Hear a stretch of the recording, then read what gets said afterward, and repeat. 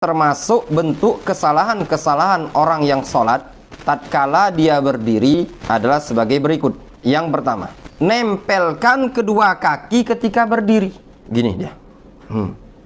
Jadi bukan direnggangkan seperti ini sama dia, tapi ditempelkan seperti ini. Tergambar antum. Baik laki-laki ataupun perempuan, tatkala dia menempelkan kaki dua-duanya, itu termasuk kekeliruan. Yang kedua, merenggangkan yang sangat sekali antara kedua kakinya.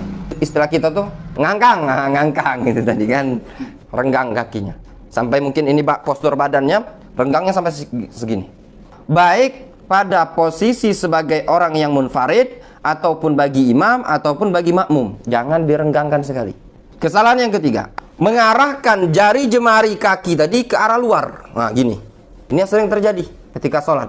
Kakinya tadi diarahkan seperti ini. Kesalahan yang keempat, mengarahkan jari jemari kakinya jadi ke arah dalam dengan alasan, dengan hujjah ia ingin menempelkan dengan kedua mata kaki temannya di tengah-tengah shaf. Terkadang ketika gini, ini juga kesalahan ya, kesalahan karena kan tidak menghadap ke arah kiblat, tidak pula terlalu dalam seperti ini.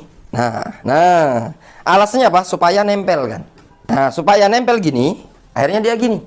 Di antara bentuk kesalahannya kan, kenapa? Ini kan masuk ke dalam, tidak menghadap ke arah kiblat. Kan kiblat tadi sana, lurus gini. Nah, dia nempel gini. Ini namanya terlalu takalluf. Dia memahami untuk nempelkan kedua mata kaki tadi. Akhirnya terjadi seperti ini.